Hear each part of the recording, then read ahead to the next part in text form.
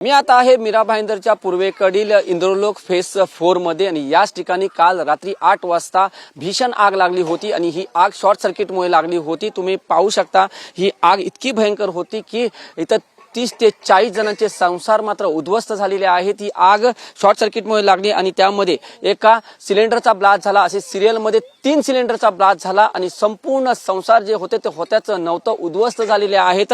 आणि आता जे इथे रहिवासी आहेत ते इथं आपलं सामान चेक करण्यासाठी इथं आलेले आहेत आणि या भीषण आगीमध्ये पाहायला गेले तर 3 जणांचा मृत्यू झाला आहे आणि त्या मृत्यूचे जे कुटुंब आहेत ते सुद्धा आता हॉस्पिटलमध्ये दाखल झालेले आहेत आणि त्या तिन्ही बॉड्या सुद्धा त्या हॉस्पिटलमध्ये ठेवण्यात आलेल्या आहेत। याच ठिकाणी जर पाहायला गेलं तर गॅस मात्र जे सिलेंडरचे बाटले असतात ते 24 बाटले इथे आढळून आले आणि त्यानंतर अग्निशमन दलाने त्या तिन्हीच्या जे गॅस सिलेंडर जे होते ते ताब्यात घेतलेले आहेत। एवढे गॅस मात्र इथे कसे काय आले याची चौकशी जी आहे ती आता पुढे सुरू आहे। मात्र एकीकडे जर पाहायला गेलं तर आखाती देशात युद्ध सुरू होतं आणि त्या काळात सिलेंडर मिळणे मात्र भारतात मुश्किल झालं होतं आणि अशा वेळेला इतक्या मोठा जो साठा जो आहे तो इथं कसा काय आढळून आला याची चौकशी आता होतच आहे। मात्र जर पाहायला गेलं तर ही जी आग जी आहे ती भयंकर मोठ्या प्रमाणात इथं लागली होती, अनेकांचे संसार उद्ध्वस्त झाले आहेत। ही आग कशी लागली, का लागली याचा संपूर्ण जो तपास आहे तो पोलीस आता करत आहेत। त्याचबरोबर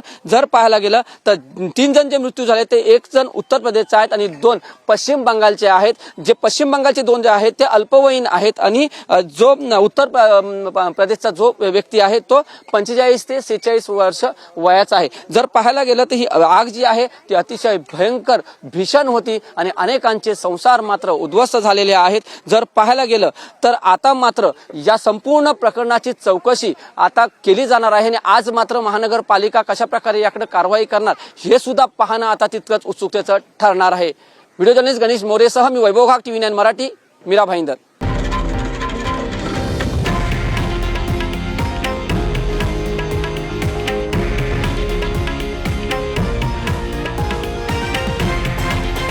हे आहे देशातील नंबर 1 न्यूज नेटवर्क आणि आपण पाहत आहात TV9 मराठी, एकमेव।